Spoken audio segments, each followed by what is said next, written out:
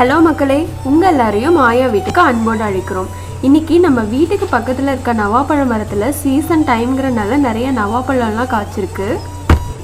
அதனால் அந்த நவாப்பழத்தை வச்சு ஒரு ரெசிபி பண்ணலான்னு அந்த பழத்தெல்லாம் பொரிச்சிட்ருக்கோம். இன்றைக்கி இந்த நவாப்பழத்தை வச்சு நவாப்பழ ஐஸ்கிரீம் எப்படி பண்ணுறதுன்னு பார்க்கலாம். இப்போது ஐஸ்கிரீம் செய்கிறதுக்கு 3/4 லிட்டர் பால் எடுத்திருக்கேன். அப்புறம் 2 டேபிள் ஸ்பூன் கோதுமை மாவு எடுத்திருக்கேன்.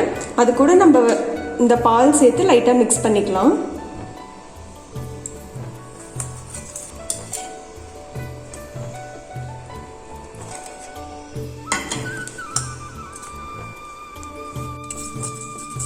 இந்த மாதிரி கட்டி விழுகாமல் நல்லா கரைச்சி எடுத்துக்கலாம்.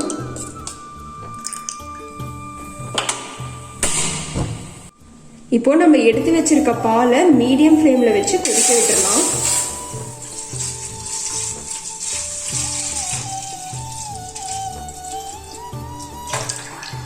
பால் லைட்டாக சூடானதுக்கப்புறம் இந்த மாதிரி கிளறி விட்டுட்டே இருங்க. அப்போ தான் வந்து அடி பிடிக்காமல் இருக்கும்.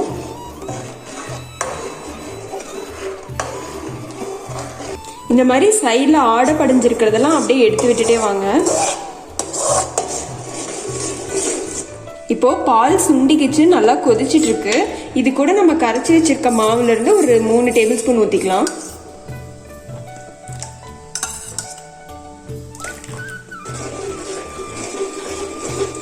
இது கூட இந்த மில்க் மெய்டை வந்து 4 டேபிள் ஸ்பூன் ஆட் பண்ணிக்கலாம்.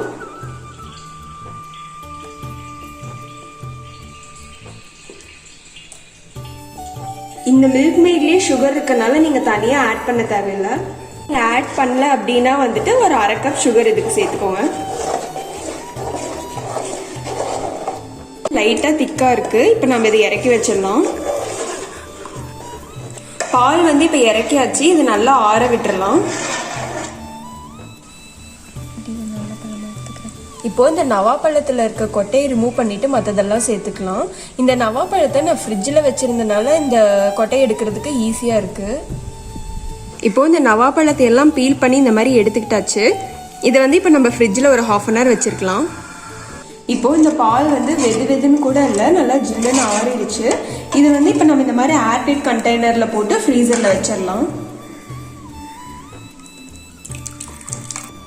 இதை மூடி வச்சுட்டு ஒரு 2லேருந்து 3 மணி நேரம் வரைக்கும் ஃப்ரீசரில் இருக்கட்டும்.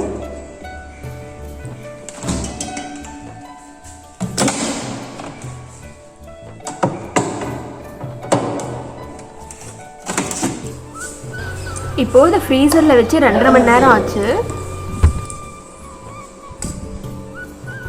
முன்னே இருந்ததை விட நல்லா கெட்டியாயிடுச்சு. இது இப்போ வந்துட்டு ஒரு மிக்ஸி ஜாரில் ஊற்றி நல்லா அடித்து எடுத்துக்கலாம்.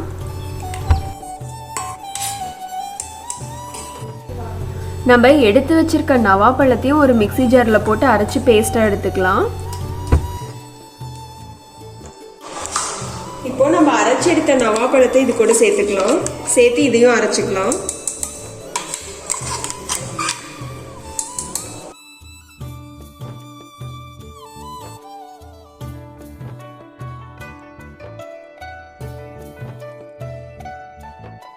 இப்போ இந்த அரைச்சி எடுத்த மிக்ஸை ஒரு 8 மணி நேரம் நம்ம ரெஃப்ரிஜரேட்டரில் வச்சிடலாம். நம்ம எடுத்து வச்சிருக்க நவாப்பழத்தை வச்சு இப்போ ஒரு ஜூஸ் ரெடி பண்ணிடலாம். அதுக்கு ஃபஸ்ட்டு இந்த நவாப்பழத்தை மிக்சியில் போட்டு நல்லா அரைச்சி எடுத்துக்கலாம். இது கூடவே தேவையான அளவு சர்க்கரை சேர்த்து அரைச்சி எடுத்துக்கலாம்.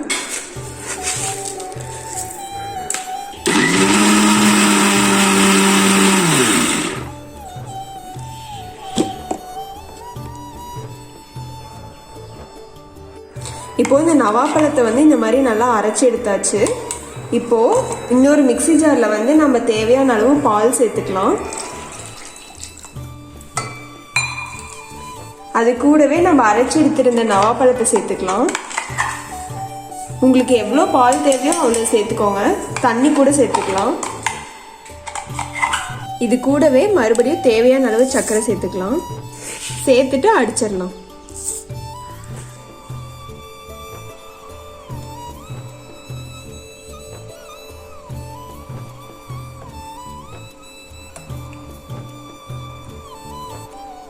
இப்போ இந்த ஐஸ்கிரீம் ஃப்ரீசரில் வச்சு 8 ஹவர்ஸ் ஆயிடுச்சு. பார்க்கலாம் எப்படி வந்திருக்குன்னு. ஐஸ்கிரீம் சூப்பராக ரெடி ஆயிடுச்சு.